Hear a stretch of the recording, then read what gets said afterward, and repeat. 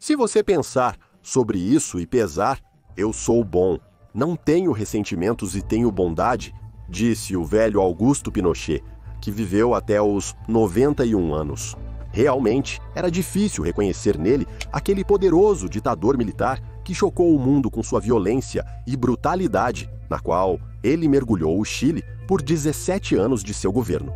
A primeira coisa que vem à mente das pessoas são as torturas. E sim, elas eram variadas e chocantes em sua representação. Havia torturas com choques elétricos e sequestro de pessoas, campos de concentração e até estádios no lugar de campos de concentração.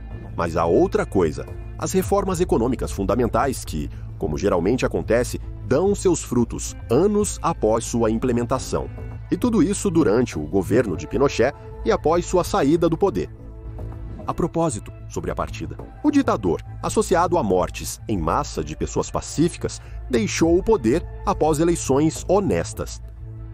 Após tais contradições, a figura de Pinochet deixa de ser unidimensional, e há muitas pessoas que consideram Augusto o único ditador correto e reformista. Eles o citam como uma exceção à regra. Neste documentário, mergulharemos no caos chileno e descobriremos quem era Pinochet, como ele perseguiu os comunistas e como eles finalmente responderam a ele, como a CIA se envolveu no golpe militar no Chile e qual foi o custo do bem-estar econômico para o cidadão comum. Mentiras atrás de óculos escuros. Começamos a história no 3º de novembro do século 17. Foi então que o presidente Salvador Allende chegou ao poder no Chile. Ele virou o país para a sua esquerda em direção às reformas socialistas. O interessante aqui é isso. Além das mudanças em larga escala na política, Allende naturalmente também transformou a economia. Ele começou a nacionalização completa de todas as empresas. E aqui começaram os problemas para o Chile, pois essas ações pisaram nos calos de muitas empresas estrangeiras, incluindo as americanas. Na esfera diplomática, Allende se voltou para os países do bloco socialista. Ainda antes de sua eleição como presidente do país, ele visitou a União das Repúblicas Socialistas Soviéticas 2 vezes e, já como chefe de Estado, reestabeleceu relações diplomáticas com Cuba. Fidel Castro. Pesquisadores modernos acreditam que a campanha pré-eleitoral de Allende foi ativamente financiada por Moscou. A indústria do país estava bem desenvolvida. Ainda em meados do século, enormes reservas de cobre foram encontradas no norte do Chile e o país, rapidamente, passou pelo estágio de industrialização. Além disso, a eletricidade apareceu e os bondes começaram a circular nas grandes cidades. E tudo isso ainda no século XIX. Aguarde um segundo. As reservas são tão grandes que o Chile é chamado de Reino do Cobre. Aliás, até hoje ocupa o primeiro lugar no mundo na extração e exportação deste metal. O cobre chileno representa cerca de 34% do mercado mundial. O cobre tornou-se o principal produto de venda no mercado mundial. E uma enorme quantidade de trabalhadores envolvidos na extração e transporte, naturalmente, simpatizavam com as ideias de esquerda, incluindo o marxismo e o comunismo. O que contamos sobre a extração de cobre não é apenas uma nota histórica.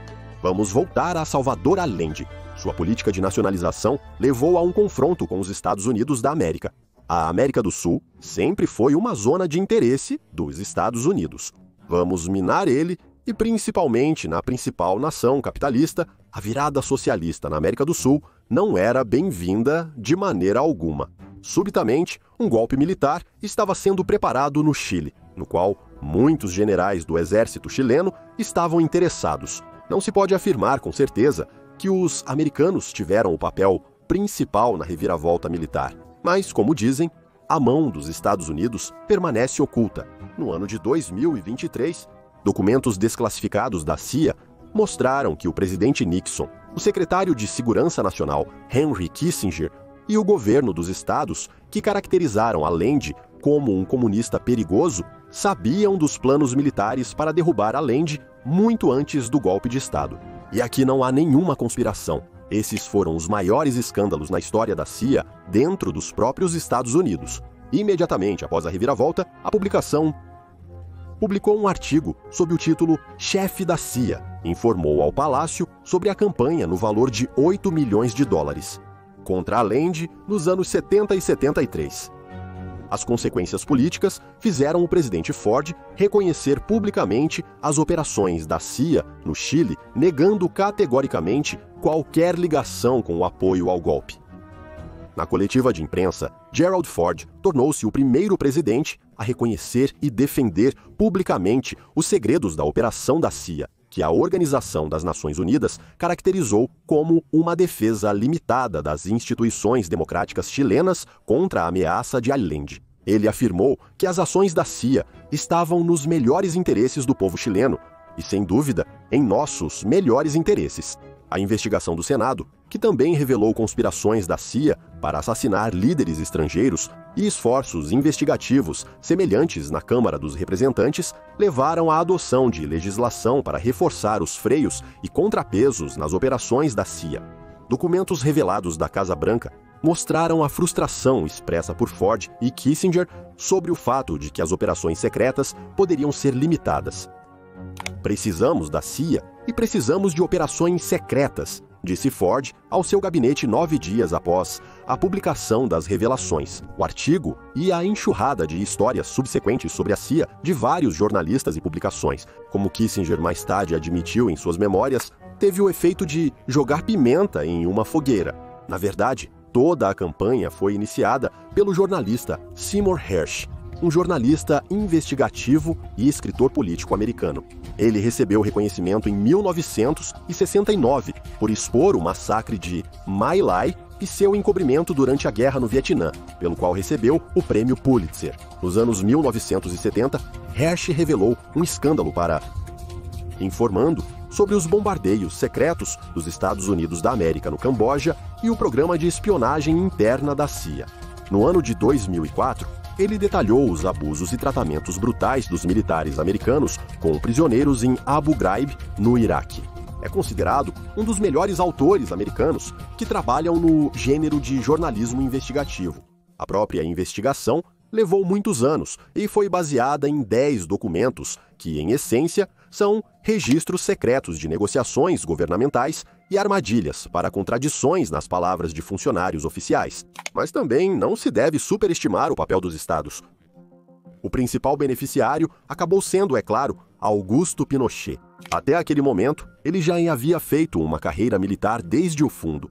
As profundas reformas iniciadas pelo presidente Allende levaram a uma terrível situação econômica no Chile nos primeiros estágios. Isso causou insatisfação, especialmente entre a elite militar. No ano de 1972, Augusto torna-se o substituto do ministro do Interior e, ao mesmo tempo, o comandante de todas as forças terrestres armadas do país. Nesta posição, Pinochet lidera a repressão militar na capital, Santiago. Houve várias tentativas de golpe. Durante uma delas, militares em tanques avançaram para o Palácio Presidencial. Como eram 9 horas da manhã, muitos funcionários do governo estavam a caminho do trabalho e se depararam com os militares. Começou um tiroteio. Nesse caos, o jornalista Leonardo Henriksen literalmente gravou em vídeo seus últimos minutos de vida. Depois dos tiros, Leonardo caiu e a câmera caiu com ele. O golpe militar foi reprimido. Mais tarde, o ministro do Interior, general Carlos Prates, renunciou e, em seu lugar, Allende nomeou Augusto Pinochet. Para Pinochet, esse evento se tornou um ponto de partida. Na verdade, se não fosse por sua astúcia e habilidade para dizer as palavras certas às pessoas certas, Augusto não teria chegado ao poder. Em poucos anos, Pinochet se tornou praticamente a segunda pessoa mais importante do Estado. Prates, que se retirou, comentando a decisão do presidente, observou em seu diário que a reviravolta do Estado era apenas uma questão de tempo. E ele estava certo. Até a reviravolta, Pinochet era considerado um dos mais leais representantes do comando militar de Allende no Chile. A mentira é revelada no olhar. E como eu menti muitas vezes, eu usava óculos escuros. Assim, Pinochet falava sobre si mesmo. No dia antes do golpe, Pinochet reuniu os oficiais que lhe eram leais. e ordenou que jurassem lealdade e prestassem juramento sobre a espada de Bernardo Higgins, que Bernardo Higgins levou consigo. Revolucionário, herói nacional da República do Chile, líder da luta pela independência dos países da América do Sul do Império Espanhol. Durante seu tempo no poder, realizou uma série de reformas progressistas, aboliu os impostos coloniais, fundou escolas públicas, criou bibliotecas e estimulou o desenvolvimento das artes. E então, no dia 11 de setembro de 1973, o golpe começou. Uma junta militar foi formada, que incluía, além do próprio Pinochet, vários outros generais. A própria palavra junta, que entendemos como um golpe militar sangrento, não é percebida da mesma maneira no Chile e em outros países de língua espanhola. A palavra junta é traduzida do espanhol como assembleia. Ao longo da história, houve muitas juntas diferentes, que essencialmente eram órgãos executivos do governo. As tropas que desembarcaram em Valparaíso seguiram para a capital do país, Santiago. O exército conseguiu rapidamente capturar pontos-chave e estações de rádio que defendiam o governo de Allende. Acima de tudo, as forças do golpe tentaram tomar o Palácio Presidencial, onde algumas centenas de soldados da guarda pessoal do presidente mantinham a defesa. Pinochet ofereceu a Allende um avião e prometeu que o deixaria deixar o território do Chile, mas o presidente recusou. A guarda do palácio conseguiu destruir alguns tanques de assalto. E então, os aviões do golpe lançaram ataques de mísseis no edifício. A defesa foi quebrada e Salvador Allende morreu durante o tiroteio. De acordo com a lenda, o presidente morreu em seu próprio gabinete. Este evento foi retratado no filme de Victor Jara chamado O Presidente Morto. Nada mais impediu Augusto Pinochet de alcançar o ápice do poder. Apenas pequenos detalhes medievais à maneira chilena. Ao assumir o poder, Pinochet surpreendeu em seu discurso, afirmando que os marxistas e a situação do país os obrigaram a tomar o controle. Que assim que a paz for restaurada e a economia for recuperada da situação de colapso, o exército retornará aos quartéis. O general estabeleceu um prazo de aproximadamente 20 anos para atingir esses objetivos, após o qual o Chile voltará à democracia. A atividade dos partidos políticos foi imediatamente proibida, não apenas da esquerda, que, na opinião da junta, representava uma ameaça à estrutura constitucional, mas até mesmo daqueles que apoiavam as ações militares. Pinochet e seus associados anunciaram a suspensão da principal lei do país e interromperam o trabalho do parlamento. Foi formada uma junta governamental, que incluía os líderes do golpe militar, liderados por Pinochet. Na declaração publicada no mesmo dia, os novos líderes do país anunciaram suas principais tarefas: lutar contra a ameaça comunista e criar condições para o desenvolvimento econômico e social do Chile. Citação de Pinochet: o segredo de uma boa vida no país é simplesmente trabalho duro, respeito à lei e nenhum comunismo.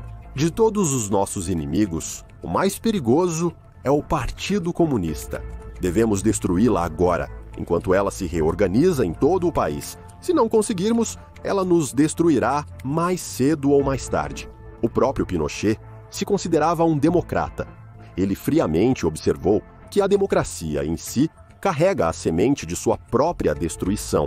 A democracia precisa ser banhada em sangue de tempos em tempos para permanecer democracia. O ditador, por sua própria expressão, colocou correntes de ferro na nação. Ele sempre usava um boné 5 centímetros mais alto do que os outros generais ao seu redor, acreditando que isso traria sorte. Inicialmente, Pinochet ainda se considerava igual aos outros generais que participaram do golpe militar. Ao tomar essas ou outras decisões, ele consultava seus irmãos. Presumia-se que os líderes do golpe mudariam periodicamente, mas Pinochet precisava de poder absoluto. E os próximos passos foram assim. Primeiro, ele assumiu o título de líder supremo da nação e depois se declarou presidente do Chile, o que provocou protestos de outros membros do golpe. Os militares compreenderam a situação. O primeiro a falar abertamente sobre isso foi um dos organizadores do golpe militar, o general Gustavo Ley, e alguns anos depois ele foi forçado a se aposentar. Com o passar do tempo, todos os membros do golpe ou perderam o poder, como o almirante José Moreno, ou morreram em circunstâncias inexplicáveis, como o general Oscar Bonilla. Após a remoção dos concorrentes diretos, chegou a vez dos marxistas e comunistas. Essa era a oposição no sentido mais amplo, dos sindicatos estatais, trabalhadores, das mesmas empresas de cobre, até as Forças Armadas Vermelhas, atuando tanto nas cidades quanto nas áreas de guerrilha, montanhas e pequenas aldeias. No primeiro mês foram mortas várias milhares de pessoas no Chile, e até hoje não sei exatamente quantas. Fontes leais a Pinochet falam de 3.000 mortos. Seus oponentes afirmam que esse número deve ser multiplicado por 10 no mínimo. A brutalidade das ações da junta militar chocou a esquerda chilena e não lhes permitiu mobilizar forças para uma resistência eficaz rapidamente. E essa resistência inicial não poderia ter levado a nada. As forças eram muito desiguais. Do lado de Pinochet, havia um poderoso exército, apoio financeiro dos oligarcas chilenos, serviços especiais. Praticamente, todos os ativistas do movimento revolucionário de esquerda MIR, a maior organização de esquerda radical do Chile, foram destruídos ou jogados na prisão. O mesmo destino atingiu os membros do Partido Comunista do Chile. A única forma de resistência que a esquerda poderia opor ao regime militar era a guerra partidária. Mas ao contrário de muitos outros países da América Latina, no Chile, as tradições da guerrilha estavam ausentes. Guerrilha, do espanhol, guerra, é um método de luta partidária nas cidades da Espanha e países da América Latina. A atividade de pequenos grupos armados visa eliminar a superioridade militar tecnológica do adversário, enquanto a guerrilha urbana se transforma em uma revolta popular, criando uma situação revolucionária. O Chile, em princípio, geograficamente, não é adequado para a guerrilha. Veja, é uma faixa de terra muito longa entre a Cordilheira dos Andes e o Oceano Pacífico. Em um espaço aberto, os guerrilheiros não poderiam operar por muito tempo, seriam alcançados pela aviação de Pinochet. Nessa situação, os comunistas chilenos começaram a ajudar os submersíveis. Após as repressões, os cubanos apoiaram fortemente a imigração da esquerda do Chile. As pessoas recebiam moradia, eram empregadas em empresas cubanas. No entanto, as autoridades cubanas não deixavam de lembrar aos chilenos que eles deveriam realmente estar lutando armados contra o regime de Pinochet, em vez de se refugiarem na emigração. Eles também foram acusados de que a esquerda não conseguiu organizar adequadamente a defesa do governo de Salvador Allende e perdeu a guerra pelo futuro do Chile. No entanto, em 1974, ocorreu um encontro entre o líder cubano, Fidel Castro, e os líderes do Partido Comunista do Chile, Volódia Teitelboim e Rodrigo Rojas. Após isso, os cubanos permitiram que os chilenos se envolvessem em treinamento militar em seu território e também começaram a treinar imigrantes em assuntos militares e até a preparar oficiais. Este é um momento importante, a própria arma de Chekhov, que ainda vai disparar. Enquanto isso, após a derrota dos esquerdistas armados, Pinochet começou a perseguir os intelectuais e simplesmente os discordantes e pensadores diferentes. O poeta Pablo Neruda foi morto, amplamente conhecido no mundo e na União Soviética por seus poemas. Em 1942, ele escreveu sobre a Batalha de Stalingrado. A tua visão ainda é tão clara como o céu inabalável, a firmeza da tua cidade amarrada no pão de centeio. Ó, fronteira de estacas, fronteira de Stalingrado, a tua honra é a pá e o martelo. O olhar voa sobre a canhoneira e o inimigo feroz morre no frio feroz e na neve, coberto pelo sangue de Stalingrado. O famoso poeta e músico Victor Jara também foi brutalmente assassinado. Ele era o cantor mais famoso do país. O povo o adorava. Por sua ligação com o Partido do Chile, os carrascos quebraram suas mãos, tentaram eletrocutá-lo e, depois de longas torturas, o executaram, disparando 34 balas nele. A jornalista do periódico católico de esquerda, Carmen Marador, foi presa.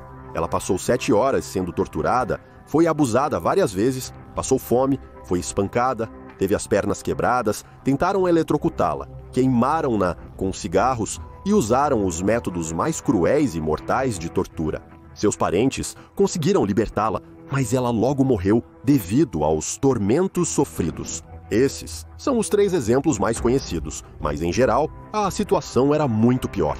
Em todo o país, as pessoas eram colocadas em prisões e campos especialmente construídos. Em Santiago, onde o sistema prisional já estava sobrecarregado, as pessoas foram levadas para o Estádio Nacional. Antes associado a eventos esportivos, agora ele se tornou um símbolo de terror brutal.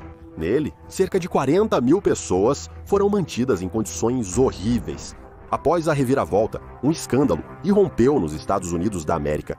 E a inteligência americana começou a soar o alarme, mas tarde demais. Ela argumentou que o número de mortos durante a repressão nos primeiros meses é de milhares. No entanto, o governo chileno oficialmente relatou menos de 300 mortes. O terror em massa continuou por cerca de um ano, e então diminuiu. Mas não apenas assim. Ninguém mais ameaçava o poder de Pinochet. E para casos isolados, ele criou a Direção de Inteligência Nacional. Na verdade, era uma polícia política, que logo foi apelidada de Gestapo chilena. Os agentes da Direção de Inteligência Nacional caçavam os opositores não apenas internamente, mas também além das fronteiras do Chile. Em 1974, o general Prats, o mesmo que Pinochet substituiu, emigrou para a Argentina após sua renúncia. Lá, ele foi encontrado pela polícia política de Pinochet e morto por uma bomba em seu carro, junto com sua esposa. E em 1976, as mãos de Pinochet chegaram até Washington, onde o ex-ministro de Relações Exteriores e Internas, Orlando Letelier del Solar, foi assassinado. O regime foi auxiliado pela cooperação internacional, ou mais precisamente, pela União dos Ditadores Sul-Americanos. Em 1975, uma conferência secreta ocorreu em Santiago, na qual representantes dos serviços especiais do Chile, Argentina, Uruguai, Paraguai e Bolívia participaram. Na declaração oficial final, os participantes da conferência estabeleceram uma nova organização de segurança conjunta chamada Condor. Na época, o regime de Pinochet estava isolado internacionalmente e necessitava de apoio contra a propagação do marxismo. Alguns anos depois, Brasil e Peru se juntaram ao Condor. A América do Sul quase toda se tornou uma arena de influência de Pinochet, e a organização Condor ganhou a reputação de uma das estruturas policiais mais malignas do hemisfério ocidental. Os ditadores podiam cooperar e entregar uns aos outros pessoas desleais. Ninguém podia fazer nada sobre isso. Sua atividade se estendia a todos os territórios dos países participantes. Incluía os métodos clássicos das ditaduras sul-americanas: vigilância, sequestro de pessoas, tortura, interrogatórios e eliminação de opositores políticos. Os supervisores de Pinochet usavam métodos medievais de tortura que fazem o sangue gelar nas veias e bloqueiam o vídeo. Torturas com água eram amplamente utilizadas. A pessoa é amarrada, um pano é colocado no rosto. E então começa a despejar água lentamente sobre o pano. A pessoa experimenta sintomas de afogamento, parece que está se afogando. Isso convence a pessoa torturada de que está morrendo. Nesse processo, a água não deve entrar nos pulmões. No início dos anos 2000, um apresentador de televisão decidiu provar aos espectadores que a tortura por afogamento não era nada demais. Para provar isso, o apresentador escolheu a si mesmo como cobaia. No final, ele aguentou 15 segundos. Depois, começou a ofegar e tossir e finalmente perdeu a consciência. Quando acordou, teve dificuldade para se recuperar. Isso é realmente uma tortura. A tortura por choque elétrico era chamada de parreille. É tão brutal que não podemos mostrá-la. Nomeada em homenagem à palavra que significa grelha metálica. Por essa imagem, a analogia é compreendida e o que tem a ver com a tortura por choque elétrico. Mais tarde, foram fixados os chamados voos da morte, onde os prisioneiros eram colocados em um helicóptero militar, ganhavam altitude e eram jogados diretamente do helicóptero. O agente da mesma, Dina Asfaldo Romo, em uma entrevista em 1995, admitiu que participou dos voos da morte. Sem mostrar qualquer remorso, ele acrescentou: provavelmente teria sido melhor jogar os corpos em um vulcão. É interessante que voos semelhantes eram uma tradição terrível, não apenas no Chile, mas também em outros países da América do Sul, por exemplo, na vizinha Argentina. Depois de longas tentativas e fome, eles foram informados que seriam transferidos para um hospital. As vítimas, às vezes ainda na terra, às vezes já em voo, eram drogadas com substâncias potentes após o que seus corpos inconscientes eram jogados de aviões e helicópteros no oceano. Normalmente, 2 pilotos, 3 oficiais e 1 médico participavam do voo. Assim, eram os aviões que eram mais frequentemente usados nos voos da morte em 1972. 68 participantes desses voos acabaram sendo acusados de assassinar quase 800 cidadãos argentinos. 29 deles receberam prisão perpétua, 19 receberam de 8 a 25 anos de prisão e o restante foi absolvido. Julgamentos similares ocorrem desde 1885. Durante um desses julgamentos, o réu Alfredo Astes, ex-capitão de 3º grau das Forças Especiais da Marinha Argentina, gritou: "Eu nunca vou me desculpar por defender a pátria." Mas vamos voltar ao Chile. Em uma das coletivas de imprensa, uma jornalista local perguntou diretamente a Pinochet: "O que você pensa sobre o fato de que encontraram 2 jornalistas em um único túmulo?" Ao que Augusto respondeu: "O quê? Eu acho.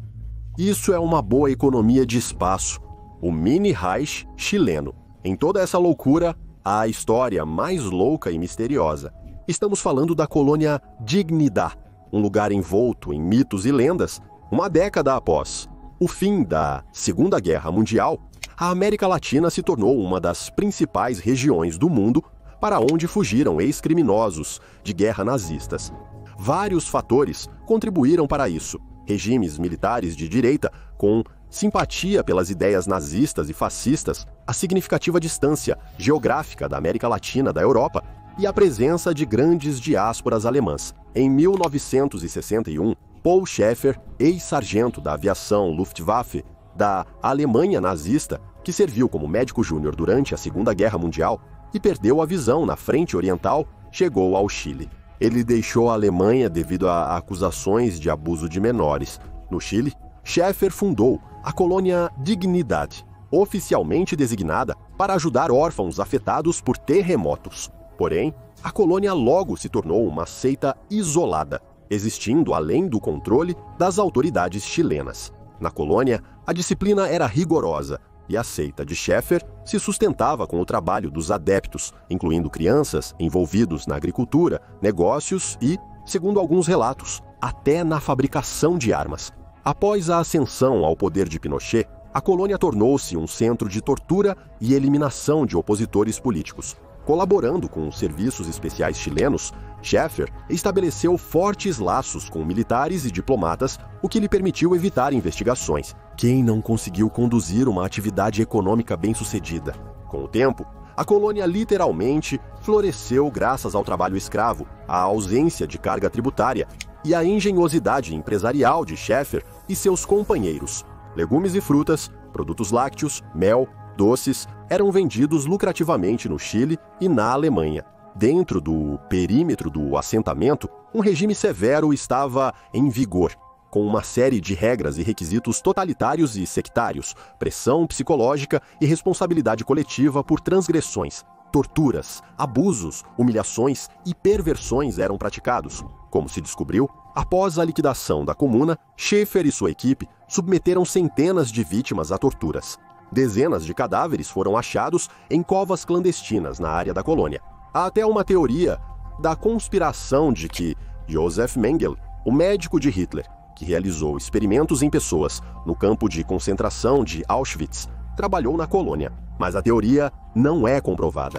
Mengele foi encontrado no Brasil sem provas concretas do Chile. Em 1985, Boris Weifeler, um turista americano e ex-cidadão da União das Repúblicas Socialistas Soviéticas, desapareceu sem deixar rastros nas proximidades da colônia. Segundo uma das hipóteses, o aventureiro planejava infiltrar-se em um local secreto para confirmar a presença de criminosos nazistas lá e então ganhar fama com sua investigação. Weifeler desapareceu sem deixar rastros na colônia, o que permite apenas uma conclusão triste. Somente após a queda do regime Pinochet, a colônia perdeu seus privilégios e acusações foram levantadas contra Schaeffer por seus crimes. Em 1997, ele fugiu do Chile, mas em 2005 foi preso na Argentina e extraditado. Schaeffer foi condenado a 33 anos de prisão por crimes contra menores, sequestro e tortura. Ele morreu na prisão em 2010, aos 89 anos de idade. Um filme foi feito com base nesses terríveis eventos em 2015. O diretor foi o alemão Florian Gallenberger, e os papéis principais foram interpretados por atores renomados, como Emma Watson e Daniel Brühl. O thriller histórico recebeu altas avaliações dos críticos de cinema e causou grande agitação entre os telespectadores de todo o mundo. No entanto, esta colônia maligna, apesar de toda a sua canibalística essência, era apenas um pequeno episódio da evacuação em larga escala e secreta do Terceiro Reich para a América do Sul. Este processo foi detalhadamente investigado por Simon Dunstan e Gerard Williams no livro Grey Wolf: The Escape of Adolf Hitler. E para uma compreensão completa da situação, será muito útil se familiarizar com esta versão radical do autor no livro. Não há evidências conclusivas, no sentido jurídico, de que Hitler e Eva Braun tenham cometido suicídio. Stalin insistiu em Potsdam, no dia 17 de julho de 1945, que Hitler conseguiu se esconder. E Zhukov disse em 6 de agosto: "Não encontramos o corpo reconhecido de Hitler." A análise de DNA de um fragmento do crânio de Hitler mostrou que, na verdade, pertencia a uma mulher de cerca de 40 anos. Foi provado que o corpo de Eva Braun não tinha nenhuma relação com a própria Eva Braun. E seria estranho para Hitler terminar a vida com suicídio, se considerarmos que, pelo menos desde o verão de 1943, uma preparação em larga escala e sistemática para a evacuação estava em andamento no Reich. A Alemanha deveria ser evacuada. Em primeiro lugar, a liderança do partido, o Estado e as SS. Em segundo lugar, o ouro, as obras de arte. Em terceiro lugar, os arquivos e a tecnologia mais avançada da época. A partir de 1943, Bormann criou centenas de corporações fora do Reich, nas quais o ouro do Partido Nazista era investido. Essa tarefa foi resolvida como parte da operação com o codinome Voo da Águia. Contas foram abertas em bancos estrangeiros, fundos de investimento foram criados em empresas estrangeiras. Entre 1943 e 1945, mais de 20 empresas alemãs registraram filiais na Argentina.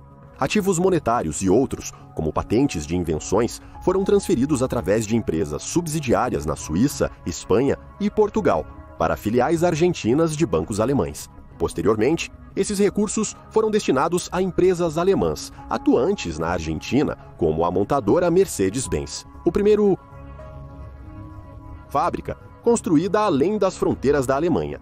Os escritórios centrais impuseram restrições de produção aos seus filiais estrangeiros. Os valores da diferença entre o preço real e o de transferência foram secretamente depositados em bancos argentinos, e eles poderiam ser retirados após a guerra, sem levantar suspeitas das autoridades argentinas e ainda mais dos aliados ocidentais. As mesmas empresas, após 1945, tornaram-se uma fonte de emprego para os criminosos de guerra nazistas. Adolf Eichmann trabalhou na fábrica da Mercedes-Benz próximo a Buenos Aires como Ricardo Clemente, de 1959 até 19 de maio de 1966, até que ele foi capturado por agentes da inteligência israelense, Mossad.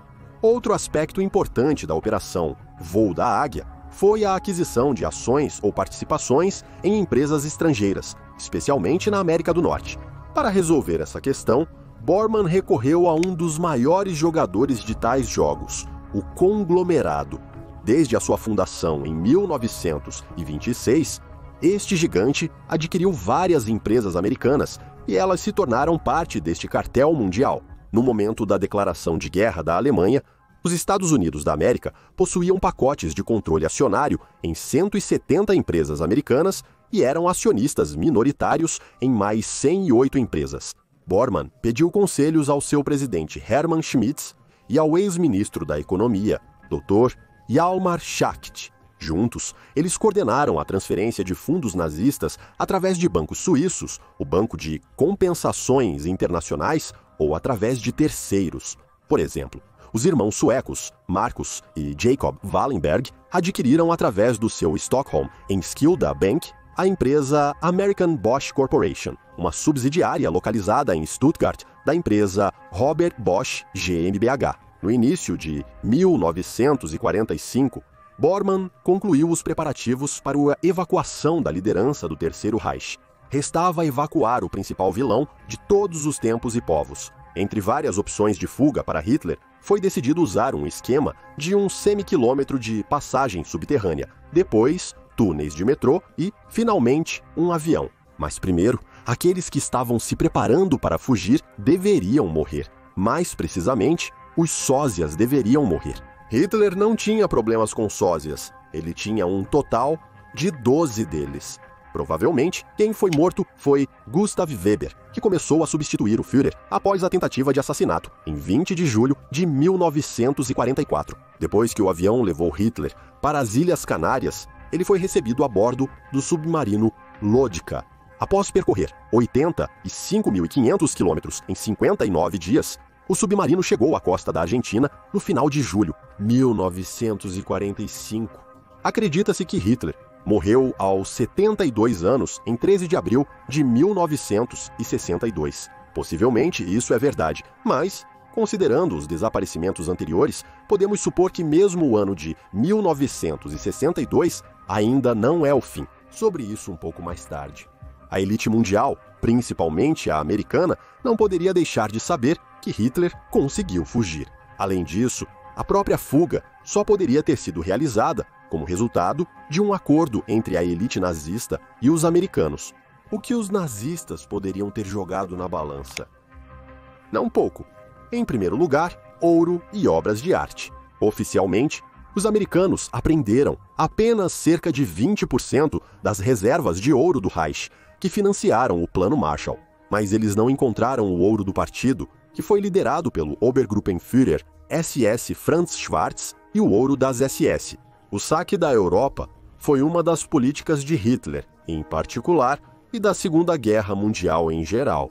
A inteligência naval alemã já havia compilado, em 1930, uma lista das maiores coleções públicas e privadas de obras de arte, antiguidades e numismática na Europa.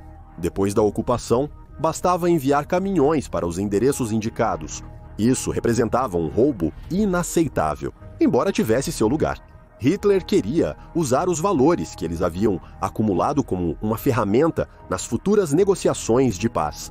Em segundo lugar, era uma grande parte das conquistas técnicas do Reich, patentes, desenhos, modelos. Além disso, o tão necessário urânio-235 e os explosivos para a bomba atômica, sem os quais os americanos só poderiam sonhar com a dominação nuclear. Além disso, ajudando a formar a base nazista na forma de uma organização global de rede sob o nome codificado de Quarto Reich, os americanos poderiam contar com essa força contra a União Soviética. Mas mesmo depois de fechar o negócio, Hitler não podia confiar nos anglo-saxões e por isso na Argentina ficou um sósia, e não apenas um, mas o próprio Hitler. Fez uma cirurgia plástica e depois de algum tempo, possivelmente no ano de 1946 ou um pouco depois, ele se mudou para a Europa, para a Alemanha ou Áustria, ou seja, para onde ninguém suspeitaria de procurá-lo. De qualquer forma, é sabido que durante o tempo do diretor J. Edgar Hoover, o Federal Bureau of Investigation manteve registros de cada suposta aparição de Hitler até os anos 60.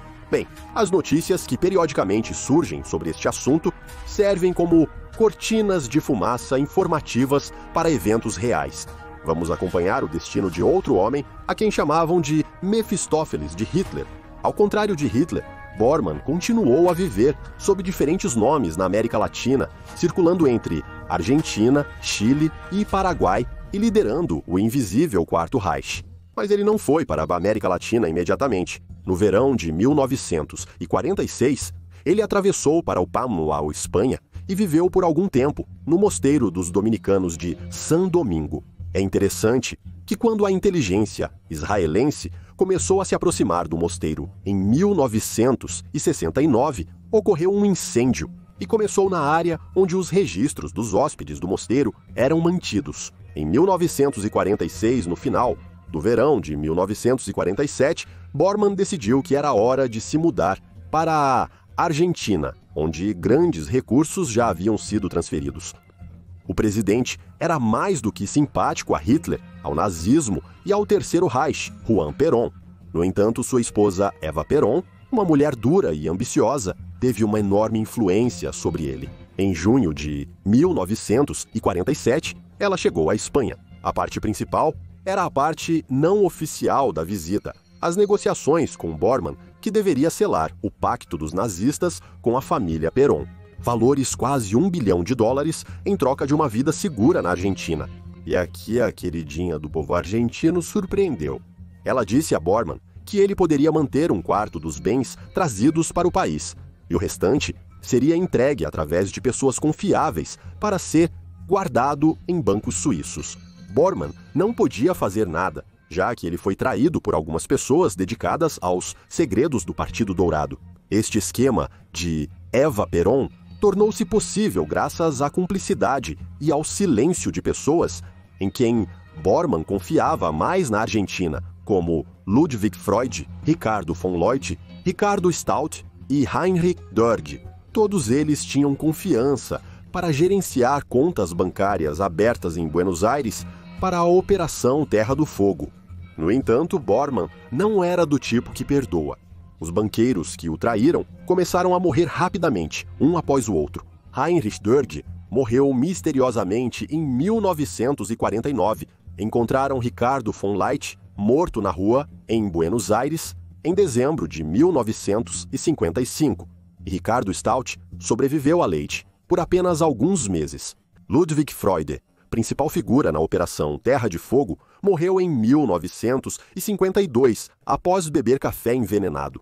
Juan Duarte, o irmão mais novo de Eva Perón, foi morto a tiros na cabeça em 1954. De acordo com a versão oficial, ele cometeu suicídio. A própria Evita adoeceu de câncer e morreu em 1952, com apenas 33 anos de idade. De 1950 a 1960, Bormann continuou a liderar a organização que ele criou. No dia 26 de julho de 1971, foi citado o ex-agente de inteligência israelense Zvi Al-Dubi, confirmando que Bormann está vivendo em um rancho no Paraguai. O autor de muitos trabalhos sobre a história da espionagem e guerras secretas, Ladislav Farago, afirmou que viu um Bormann muito envelhecido na Bolívia. Mas após o retorno de Perón ao poder em 1973, Bormann voltou para a Argentina. Manning, autor de um livro sobre Bormann, afirmou que ainda em 1980, Bormann e Müller ainda estavam vivos. E se todo mundo soubesse como os vencedores do maior mal do século fizeram um acordo com esse mal, como permitiram que o criminoso número 1 de todos os tempos e pessoas vivesse tranquilamente e confortavelmente, não apenas ele, mas também seu círculo mais próximo.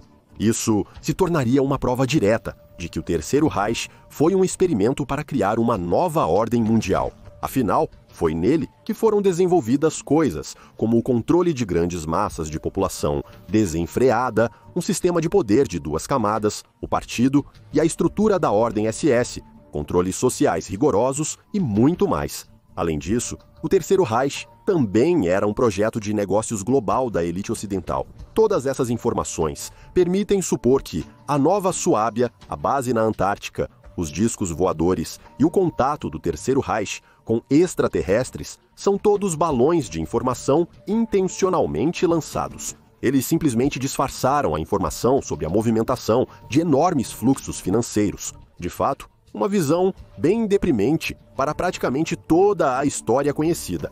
Mas vamos voltar ao herói principal do nosso episódio. Quanto custa a liberdade? Você pode perguntar, como isso é possível com tudo o que foi mencionado acima? O regime de Pinochet não foi derrubado aqui? Havia pessoas, além de seu círculo íntimo, que o apoiavam? Sim, essas pessoas realmente existiam, tanto dentro do Chile quanto no exterior. E aqui está o motivo pelo qual Pinochet decidiu mudar a economia do Chile a 360 graus. Realizar a chamada terapia de choque. Em vez de nacionalização, a total privatização da propriedade estatal. Foi adotado um orçamento equilibrado, removidas as restrições ao comércio mundial e introduzido um sistema de pensão de acumulação. Como resultado, investimentos estrangeiros inundaram o país. A cooperação com instituições financeiras internacionais foi restaurada e a economia começou a crescer rapidamente. A base das reformas foi o modelo ultraliberal, pelo qual os economistas chilenos eram responsáveis. Vários estudaram em Chicago. Sob a liderança do laureado com o Nobel, professor Friedman, os jovens reformadores receberam o apelido de Meninos de Chicago.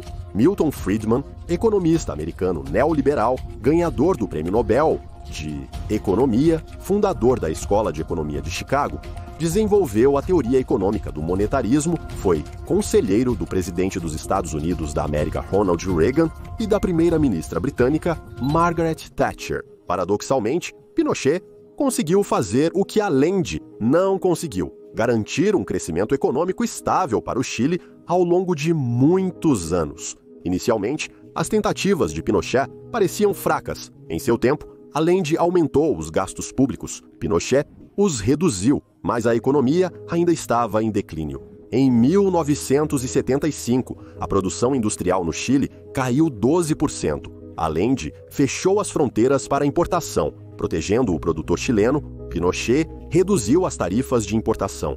E no período de 1975 a 1982, quase 2.700 empresas industriais chilenas faliram. Mas no final, a partir dos anos 80, a economia chilena começou a ganhar impulso, primeiro lentamente, depois cada vez mais rápido. O produto interno bruto do Chile per capita cresceu 2,5 vezes em 30 anos. Além das fronteiras, começaram a falar sobre o milagre econômico chileno. Economistas e políticos de diferentes campos analisaram os anos passados no Chile e tentaram entender como o ditador conseguiu levar o país a um novo patamar de desenvolvimento. Margaret Thatcher foi uma seguidora das reformas de Pinochet. Ela tinha uma visão próxima do ditador sobre a economia e queria fechar os olhos para os crimes contra a humanidade. Mais tarde, Thatcher enviou a Pinochet uma garrafa de uísque com a nota: "O uísque é a única coisa na Grã-Bretanha que nunca o decepcionará." Verdade. Isso aconteceu sob circunstâncias interessantes, sobre as quais falaremos mais tarde. O economista Milton Friedman ficou impressionado com os sucessos do Chile, visitando o país para confirmar o êxito das reformas. Mas ao retornar aos Estados Unidos da América, o professor foi recebido com protestos de seus alunos. Eles se recusaram a estudar, sob a liderança de um homem que não percebe o enorme elefante na sala, que derruba pessoas pacíficas de helicópteros e tenta eletrocutá-las. É preciso entender que nos anos 80, a informação não se espalhava pelo mundo tão rapidamente quanto agora. Muitos simplesmente não sabiam como Pinochet chegou ao poder e o que ele fez no Chile. Mas parte da informação vazou para a mídia mundial. Em todo o mundo, foram realizadas reuniões discutindo os eventos sob Pinochet. Na União Soviética, os comunistas estavam furiosos com as atrocidades cometidas contra os dissidentes. Logo após a reviravolta e o assassinato de membros do antigo governo socialista do Chile, a União das Repúblicas Socialistas Soviéticas deveria jogar partidas decisivas para a classificação para o Campeonato Mundial. Os chilenos apareceram para a Partiu, a partida em Moscou, mas a parte soviética recusou-se categoricamente a voar para a partida. De volta em Santiago, naquele mesmo estádio. Como na União das Repúblicas Socialistas Soviéticas, eles não tentaram transferir o jogo para um território neutro. Tudo em vão. No final, a seleção do Chile entrou em campo sem oponente, marcou um gol em um gol vazio, e a seleção da União Soviética foi considerada tecnicamente derrotada. Além disso, considerando o nível dos jogadores, os chilenos estavam em clara desvantagem e não eram favoritos. A seleção soviética não chegou ao campeonato mundial. Não se pode fugir do passado. Depois, coisas estranhas aconteceram, até mesmo para regimes ditatoriais. Depois de tudo o que aconteceu com o país, Pinochet parece ter decidido dar um passo atrás e fazer todos esquecerem os eventos ocorridos e ganhar o apoio da população em geral. Para isso, ele usou referendos. Aqui, mais uma vez, na história, a triste teoria foi confirmada. Se a geladeira está cheia, se um ditador não arruinou a vida de uma pessoa pessoalmente ou a vida de sua família, então essa pessoa não se importará com o que aconteceu com os outros. Ele vai votar no candidato com quem a geladeira ficou cheia. O primeiro ocorreu em 1978, quando os chilenos responderam apenas a uma pergunta. Eles confiam nas ações do líder do golpe militar. 75% dos que votaram apoiaram Pinochet. Não se sabe nada sobre casos de falsificação de resultados. Não é surpresa que as pessoas esperavam mudanças após a crise contínua no país. O próximo referendo ocorreu no ano de 80. Aqui se falava de uma nova Constituição. Ela foi desenvolvida ao longo de vários anos por juristas leais à junta, e as demais forças políticas não participaram de sua criação por razões óbvias. É interessante notar que a Constituição não entrou em vigor imediatamente após sua adoção. Pinochet definiu um período de transição, inicialmente de 5 anos, durante o qual o poder permaneceu nas mãos da junta. O resultado foi uma aprovação de 67%, mas desta vez surgiram questões sobre o próprio procedimento. A votação ocorreu em circunstâncias extraordinárias e sob controle total das autoridades, mas foi um passo crucial para Pinochet legitimar seus sucessos. Além disso, com o tempo, as proibições de atividades políticas foram suavizadas, mas inicialmente apenas para partidos de direita moderados. Os socialistas ainda estavam na clandestinidade, e mesmo os partidos que foram permitidos eram leais ao governo, mas a pressão sobre a oposição diminuiu em geral. O novo plebiscito ocorreu no ano de 88. A Guerra Fria terminou, na União das Repúblicas Socialistas Soviéticas começou a perestroika e o regime de Pinochet estava sob ameaça. O fato é que a existência de tais pilares anticomunistas na América do Sul foi ignorada pelos Estados Unidos até agora e não foram alocados grandes recursos para a luta contra os ditadores, principalmente após os escândalos na CIA. Além disso, os antigos crimes de Pinochet finalmente começaram a vir à tona na arena internacional, o que afetou as relações do Chile de Pinochet com o mundo. Além disso, durante todo esse tempo, as armas checas que foram deixadas em Cuba foram gradualmente carregadas. Os comunistas chilenos, que treinaram lá por anos, adquiriram experiência em combate partidário. Em 1979, o primeiro esquadrão de comunistas chilenos entrou no território da Nicarágua. Eles se tornaram o suporte para a Revolução de São Denis, que, por sinal, foi apoiada pela União das Repúblicas Socialistas Soviéticas. Os revolucionários tinham uma grande necessidade de especialistas militares, artilheiros antiaéreos e outros quadros militares. Foi com esses quadros que os chilenos ajudaram. Eles participaram da maioria das grandes batalhas, incluindo a tomada direta da capital nicaragüense, Manágua. Um dos soldados que invadiram o bunker do presidente Somoza foi Galvarino Apablaza.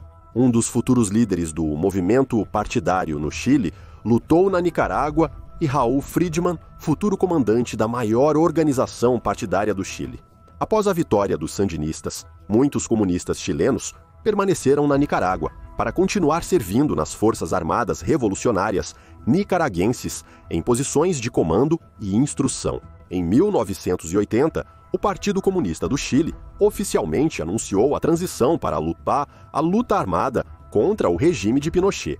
No entanto, muito antes disso, grupos radicais de esquerda já realizavam incursões regulares no território do país. Assim, em 1975, os rebeldes realizaram 132 operações de guerrilha, durante as quais atacaram depósitos militares e arsenais com o objetivo de capturar armas. Os rebeldes usavam suas bases nas regiões montanhosas localizadas no território da vizinha Argentina, onde viviam e se preparavam entre as operações. No entanto, em 1976, após o golpe militar na Argentina, as Forças Armadas Argentinas destruíram essas bases, o que foi um golpe sério para o movimento guerrilheiro.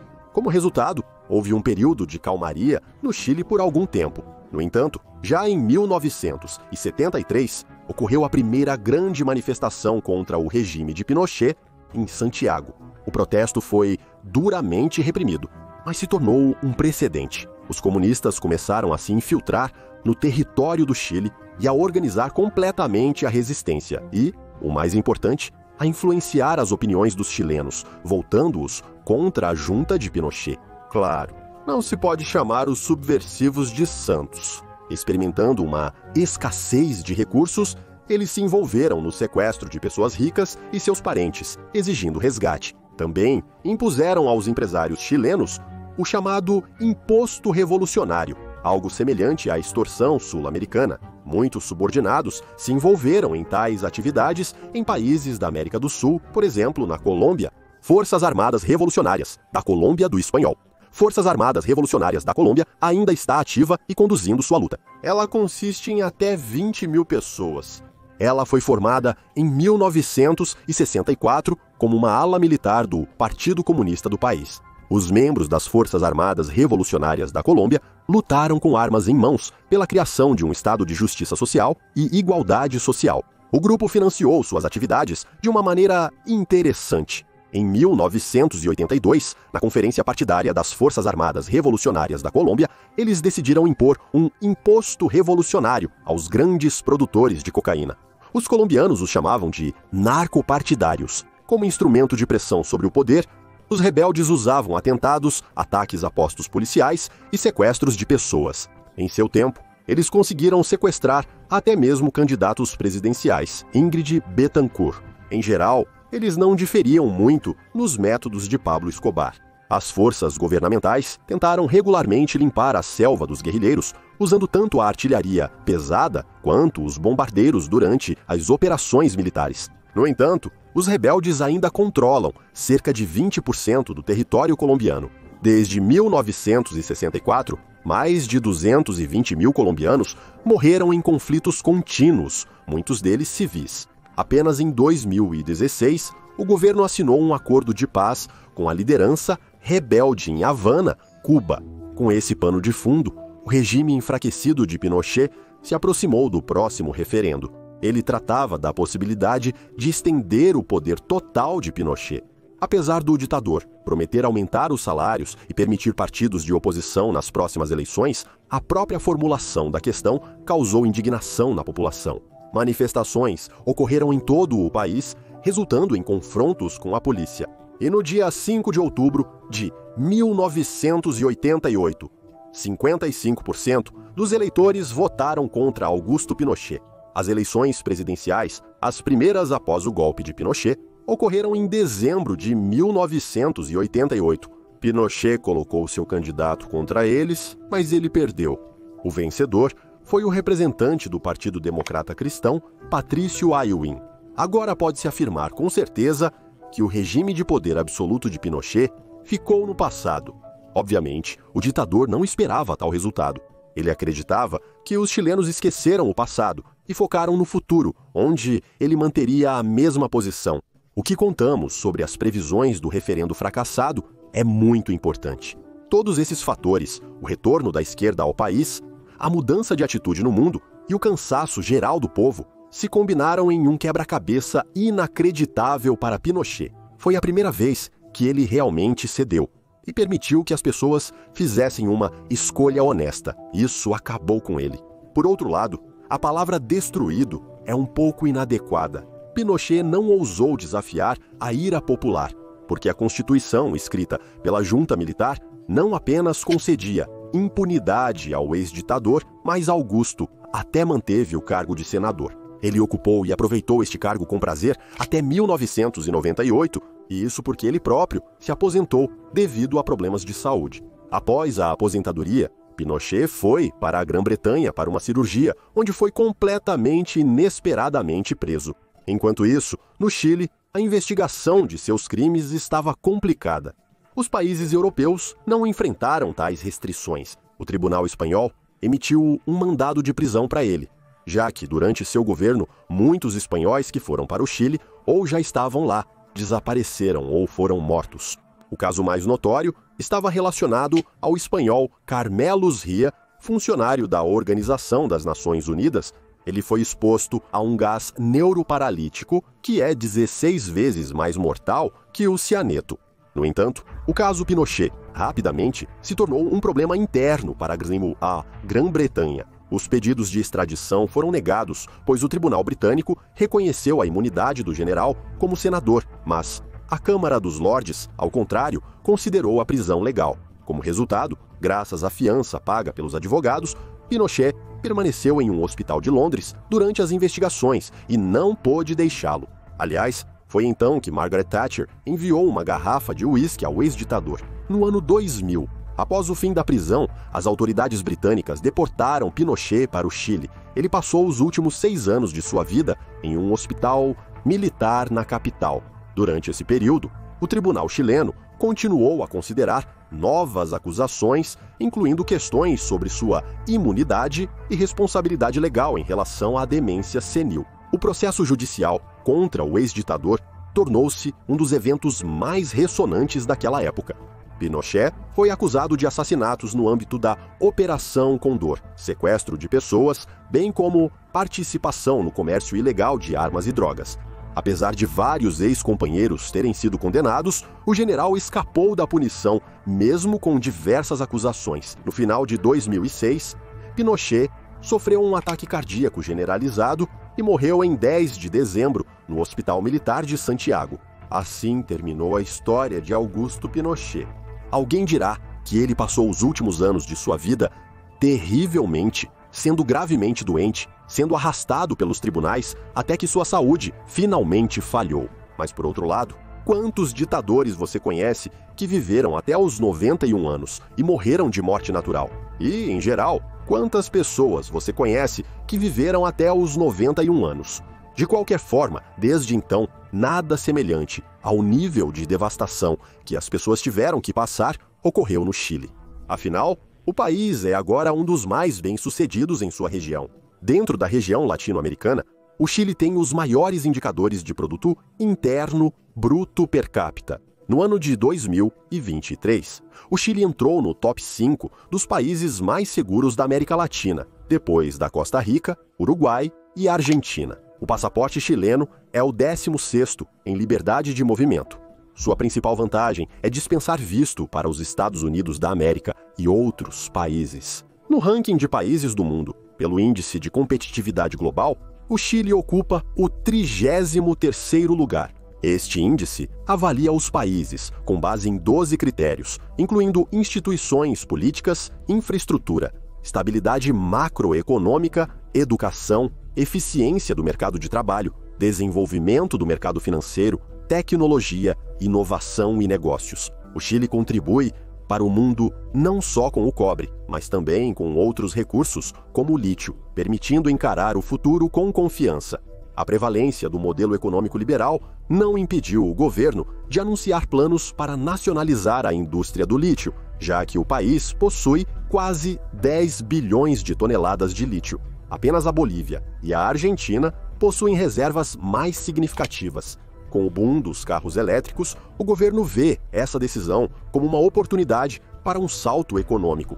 Afinal, segundo as previsões dos economistas, a demanda por lítio pode aumentar mais de 40 vezes até o ano de 2040.